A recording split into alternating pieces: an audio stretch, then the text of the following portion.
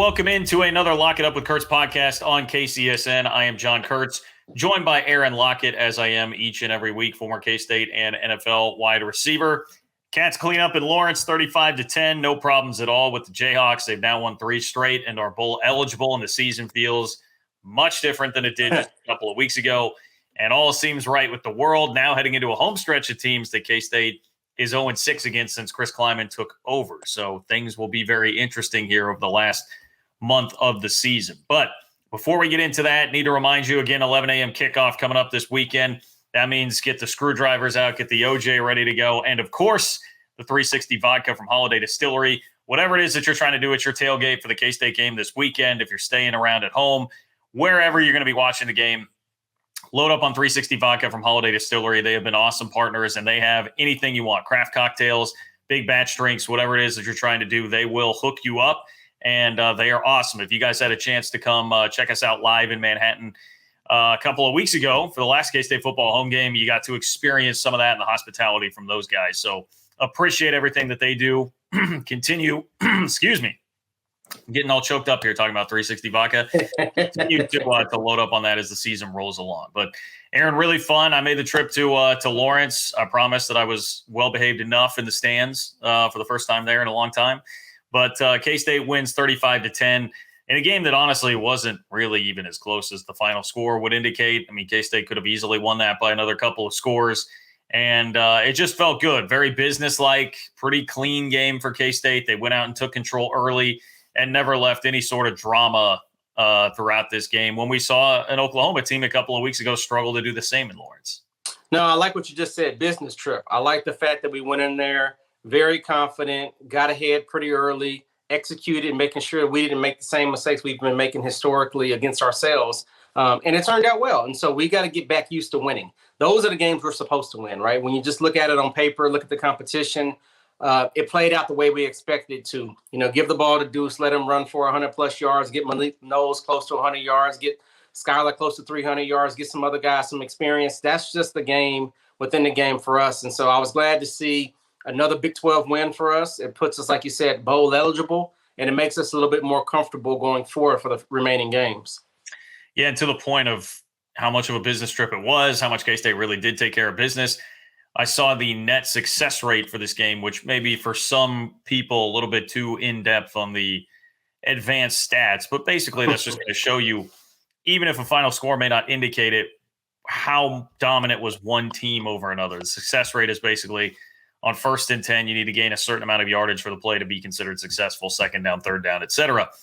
The net success rate for this game was the 2nd highest margin of any game that was played in Power 5 football over the weekend. So basically, K-State dominated this game as much as anybody outside of one team in college football on Saturday, which we continue to say it last week. It's like, hey, be the dominant team, show that there's no letting up right now. New coach again at Kansas, set the tone like he did a couple of years ago against Les Miles. And not only did they do that, it was almost the exact same score. That was a 38-10 game and a win over Les Miles and company. This one was 35-10, and included in that was a missed chip shot field goal. So it literally almost to a T played out the exact same way. And we saw, I think, I would say a better performance from the offense than the defense here. I mean, the offense literally did enough to score on every single drive. They had the missed field goal, obviously, that was frustrating, and missed an opportunity for a touchdown and a couple opportunities that drive. But other than that, they were crisp. They went right down the field. They were averaging 10 yards a carry late into the game. Deuce Vaughn was fantastic. The offense really could have done about whatever it is that they wanted to do throughout the entirety. Yeah, you know, if you think about it, not only is it a game we're supposed to win, but you got to win that recruiting battle. We talked about that early on in the state. And so I think that was a great showcase for future K-Staters to say, okay, I'm going to a school that owns the state. And so when they got to pick between KU and K-State, those games are important. Even though it looked lopsided when about the score, you're still dealing with recruits and trying to mentally prepare about which team are they going to pick between the two. And so that was a benefit for Kansas State on that end. Second of all, starting off the game, the 1-2 punch between Deuce and Irvin is just ridiculous. Like, if you listen to the commentators, they're jumping on board now as well, right? It didn't matter who was getting the ball, but it was pretty to see. Irvin coming around the corner going for 10. Then you see Deuce coming around going for 10. Then Irvin for 10. Then Deuce for 80. Like, it was just a back and forth ping pong. So I think our 1-2 combination is a sweet spot for us around the running game. And then once again, Skylar's just as confident, showing that senior leadership as we all expect. And so I like to see him getting comfortable and thriving in his own play. One thing I'm starting to see that I don't like, though, is the chip shots. These late shots with Skylar going out of bounds is just starting to get ridiculous, right? And so obviously Hal got into a confrontation last week and, was suspended for the first half here. But once again, it was another cheap shot. And so like the way the Irvin stepped up, I like the way the bench came up. But ultimately, we've got to figure out a way, and whether it's the refs or whatever the play is, those shots are really not needed in this game. I'm glad you brought that up because, look, as a player, like somebody that's been out there, I'm very interested for your opinion on this because, I mean, that was as cheap as a cheap shot gets from Gavin Potter there, and he's somebody that obviously has a history not only with K-State, but of doing things like that. The history with K-State, of course, is that he was at one point committed to K-State when he announced where he was officially signing. He had a Texas Tech shirt, had a K-State shirt, ripped them both off, had KU painted on his chest. It's kind of his personality, and he's just been a guy that's invited a lot of that criticism from fans. Last year, he got an earful when Deuce Vaughn really made him look silly. This year, he got an earful from K-State fans after the cheap shot hit. And even before that, one of the touchdowns K-State scored on the goal line, I believe it was Ben Sinnott, the fullback, who got that touchdown.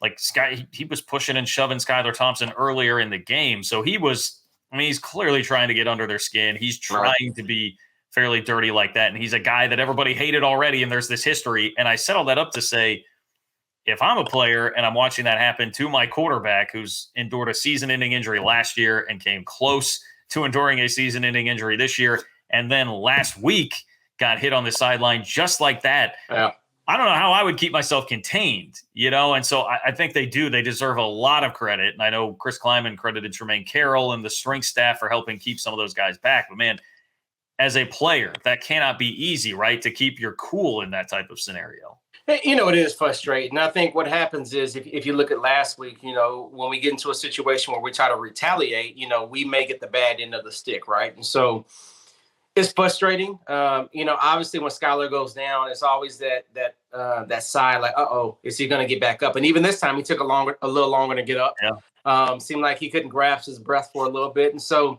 just those shots are just not needed in this game. I mean, I understand hard play, right? If it's within the lines and it's a hard hit, that's part of the game. But when you start taking cheap shots, that's when people get hurt. And so obviously, I didn't really look at, Potter for the rest of the game, but I can tell you that if it's a blindside block that somebody can take on them, they would take it, right? And then you start to say, okay, are you going to hurt him? And so you got to think about how that really goes back and forth. And the game is already violent enough. When you try to force it to be violent, it really gets scary.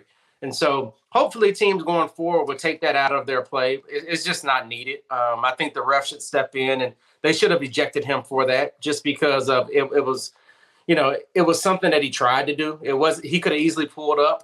Like I said, I can understand if it was a sack or something, but going out of bounds, the way he hit him, the flop after, I mean, the whole episode was just too much, right? And the thing about it is, as cool as you think it is, you really lose respect from players. And so that's just something that's not needed in this game. And it was really just a waste of time, honestly.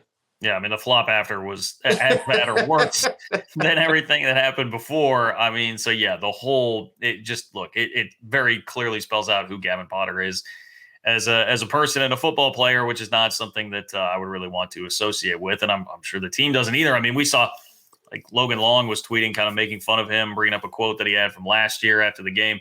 Team definitely doesn't like him. Doesn't like him. Right. Were there instances? Did you ever have to stick up? Like, did your quarterback ever get hit when you were playing in a scenario like that? It wasn't, I had some tough guys, right? I had Bishop, Beasley, and L. Roberson. Like, they're pretty much bouncers on their own. They can take care of themselves, right? But I do remember playing against Colorado, and I was, the ball went to the right, and I'm on the backside, and I'm kind of, half jogging to get to the safety. Not a big thing because he's not in the play. And I turn around, and the corner just whacks me, right? It just, and I'm like, okay, it's one of those games, right? And then what happens is you catch them slipping and you try to cut block them. And then it just becomes a game within a game. But all of that is dangerous, right? You can tear an ACL, PCL, MCL. And so it's not really needed, but it happens within the game. And that's why they always say keep your head on a swivel. And so that's what they mean about that, just because cheap shots are always looking out for it. And back when I was playing, punt return right, everybody would peel around left, and it would just be clip after clip after clip after clip. And so That can happen every play, but like I said, it's not really part of the game, and it's not needed because you can really hurt somebody. But one thing I do want to talk about, being a wide out myself, is Malik Knowles on the deep ball. Yeah. The way that he tracked the ball, the way that he ran the pivot route off of the stop route, right? Once you don't get it, you pivot back around, get leverage. He stacked the man, got on top. Then he gave a little bit of the shove off and then caught it. Tracking the ball was magnificent. I've been waiting for him to catch another deep ball because he has talent. They just haven't connected as much as I would have liked them over the last couple of years, right? And so that was something I was impressed by because he's got the frame, he's got the speed. He catches a short ball great. They just don't use him enough as I would like to see in a long ball. And when they are, they're 50-50 balls, right? He doesn't always come down with those. But this time I was really impressed with the deep ball. Big play, seemed like he was into the game. And I've been really impressed with his play over the last couple of weeks. Yeah, well, that was the kind of play I think we've been just waiting for, hoping to see more of, because with Malik, it's always, you get the ball in his hands, he's elite. Dynamic. He's great. Yeah. The problem has been at times like actually getting the ball in his hands down the field. They can get it to him in the backfield. They can get it to him on some short tosses, special teams. We've seen all of that. But you've been waiting for the development as a receiver. And to me, that was a type of play that gave me a lot of faith in that because like you said, I heard him explaining it after the game. Yeah, we ran a short route. It wasn't there. And you can see Skylar kind of gearing up and waving him down the field and he takes off and he utilizes that speed. He has a step on somebody. And then, kudos to Skylar too. He threw a perfect ball. It's about as well thrown a ball as you could possibly deliver in that situation. And it works for a huge score. And I just hope that that's the kind of thing that generates some more confidence for Malik as a receiver, because I'm not saying he's totally lacking for confidence by any stretch of the imagination, but I think he knows just as well as we do, that's what people have really expected out of him for a long time. So to see it come to fruition in a big spot like that, I think that can only do good things for him moving forward. Yeah, the talent's there, right? You can see it as the confidence is there as a kickoff returner, right? You can see when he gets the ball, he'll take it 8 yards deep and he may go to the house every time he touches it. And so as a receiver, very confident in short routes, a little bit of the out routes. The deep ball is where I want to see him continue to flourish because that's really what his game breaking ability really is. And he, like I said, he has the frame, he has the speed, he's got the size, he's just putting it all together. And so I was happy to see that play. That just reiterated that he has what it takes to make those type of plays on a regular basis. But the 3rd and 15 that Warner caught on the dig route as he shaved it coming strong hands, that was a big time play. And so I'm starting to look at the receivers and they're all starting to step up in their own respective way when the time comes. And so they've all had their moments, right? And so because of that, I think Skylar's getting more comfortable with the receivers. I think we're starting to gel as an offense. We've won 3 straight games. However you look at it, whatever teams they are, they're Big 12 wins. We'll take them, right? And so for the most part, these last 3 or 4 games are going to define K-State's season. And what I mean by that is we went through that gauntlet schedule and we lost those 3 up front, right, to Okie State, Iowa State, and OU. But then we've won the last 3 here, when you look at that. And so now, what is the identity of the team, right? We've seen Deuce go for 100. We've seen Malik catch 100. We've seen him, Skylar throw for 300. Where are we? And so I think these last couple of games will really highlight where we are as a team. I think it's a very, very valid point because most people, I think if you would have said at the beginning of the year, hey, you'll be sitting here on November 9th at 6-3. Yeah. Most people would be like, yeah, that's pretty reasonable and not out of the norm. And we'd be okay with that. How it happened though, and that's always the way it is. Going into a season, you can say, hey, I'll be fine with that. And then you go through the ups and the downs of what's actually happening. And you feel the emotions of all of that. But even in particular this season with 3 wins, 3 losses, 3 wins, just very streaky, which has been the MO really of the Kleiman era. Back to 2019, it was 3 wins, 2 losses, 3 wins. I mean, it's followed this pattern. So now can you avoid having that slump on the back end here and finish strong? Because you are kind of, to me, back at square one right now after what's happened the last 3 weeks. This is what determines, do you take a step forward as a program? Or are you just going to be a 6-6, maybe 7-5 kind of a team that is somewhat disappointing? And the games here are all now looking certainly winnable. I mean, look, Baylor will be tough, but Baylor is looking more human. Texas is a disaster right now. West Virginia has been really struggling, But the other part about this, and I mentioned this at the top, is that Kleiman has also been very streaky with who he's beaten and who he hasn't beaten over the 3 years that he's been here. He has not beaten one of these teams yet as K-State's head coach. So I don't know how much you believe in there being, some specificity to the teams here and what they have done to cause problems. But all that sets up for, I think, just a fascinating finish to the season, and one that, like you said, is going to define this season, and whether or not it's just okay or whether this is something people can really be excited about. I would like to see us at least, at worst, go 2-1, right? And so obviously 3-0 is the target. But, Baylor's a tough team. Texas has talent for days, and West Virginia just seems to have our number. And so those are 3 games that, and they're middle of the pack teams, right? They could at any time win a Big 12, and it could at any time be at the back end of it. And so I think for us, we're in that same category as well. And so if we can beat those teams, I think that puts us in the upper tier of the top 4 teams and helps with recruiting. I keep going back to recruiting. You got to get players into your facility in order to win games. And so I think that's a big thing for us moving forward is how do we start winning the recruiting battle? And then eventually you'll have these additional teams coming to the Big 12. And once again, that just thins it out sometime on trying to get certain players in certain states, just because if they know teams are coming and going to play in the Big 12, they have an opportunity to go play for that team. And so what can you do to win the recruiting battle is what we should be looking forward over the next 3 games. Yeah, I agree with you. 2-1 to me is where I would be very happy. 1-2, okay. That's pretty much at what my expectation level was coming into the year. Yeah. I think the other thing about that is if you do go 2-1, we're talking about picking off one of Texas or Baylor. That could be a fairly splashy, fun win, which this season had kind of been lacking, and each of the previous 2 had the Oklahoma wins.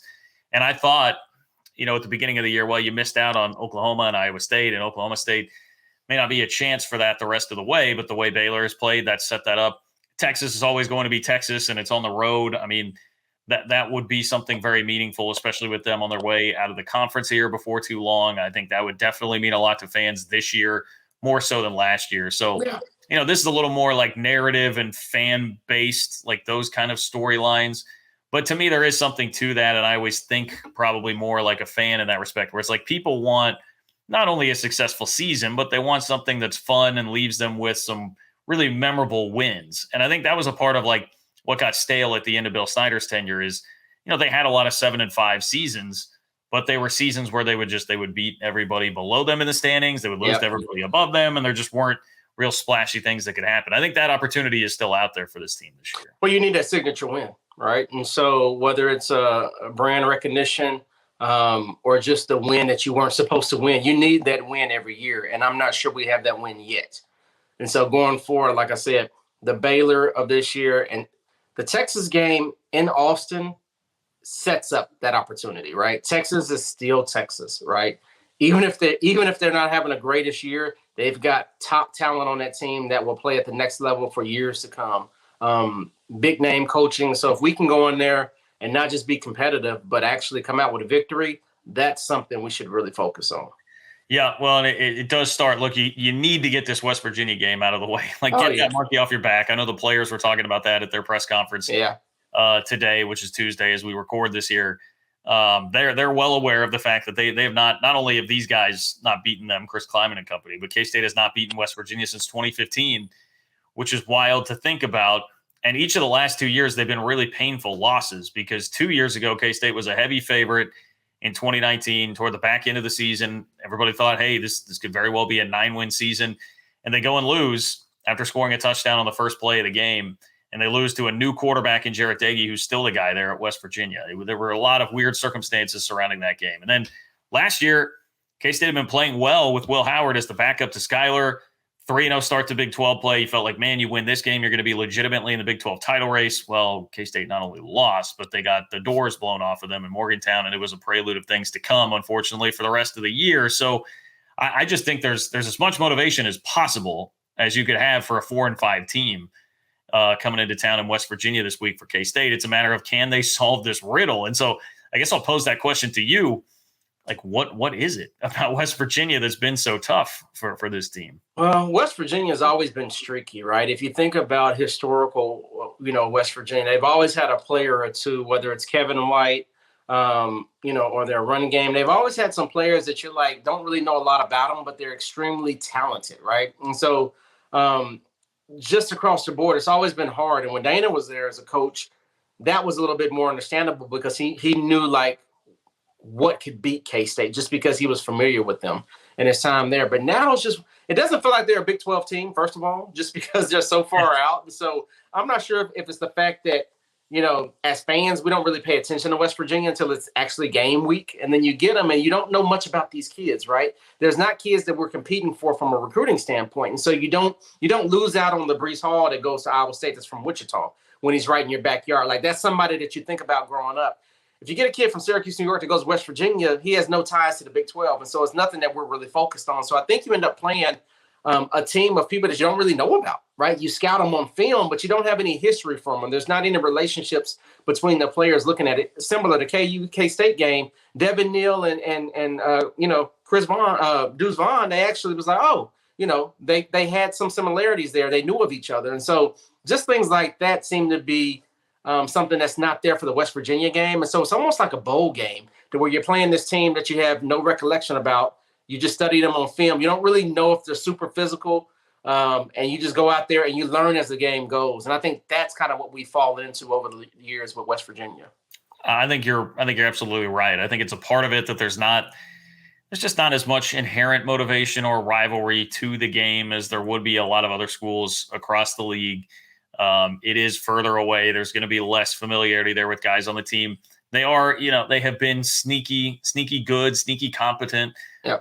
Some of these years that they've won games against K-State. The other thing I always bring up, it's interesting now because K-State is playing this defense somewhat, but West Virginia has always been big on the 3-3-5. 3-3-5, yeah. And that is something that I can, back to 2017, I remember Skylar Thompson talking about the West Virginia game in 2017 and that defense and how it kind of stymied them. And then the same story in 2018 where it really shut them down.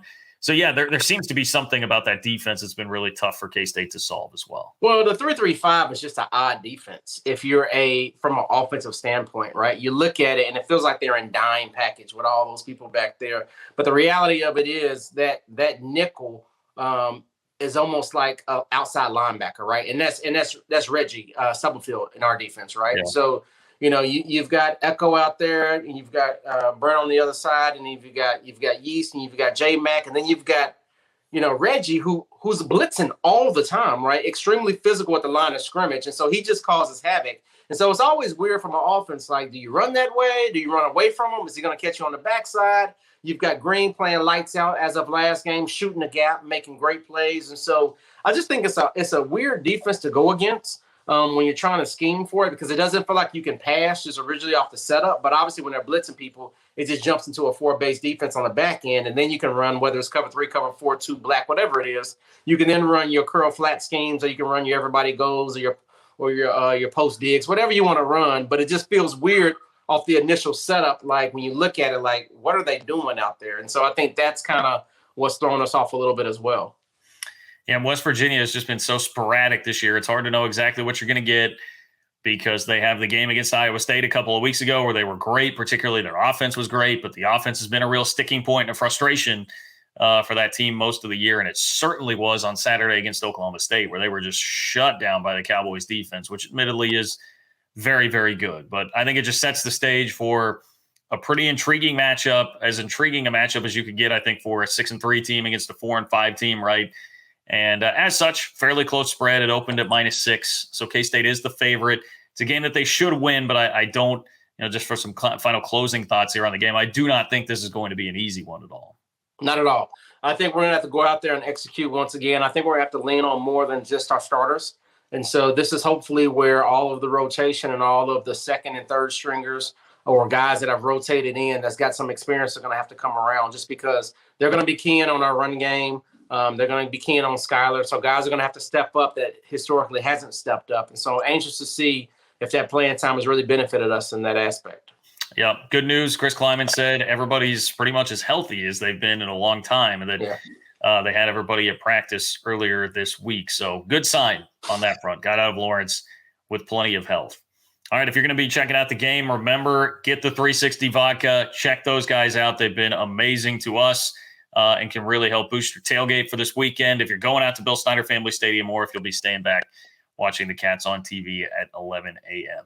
It's going to wrap it up for us. For Aaron Lockett, I am John Kurtz. Thanks for checking out another Lock It Up with Kurtz here on KCSN.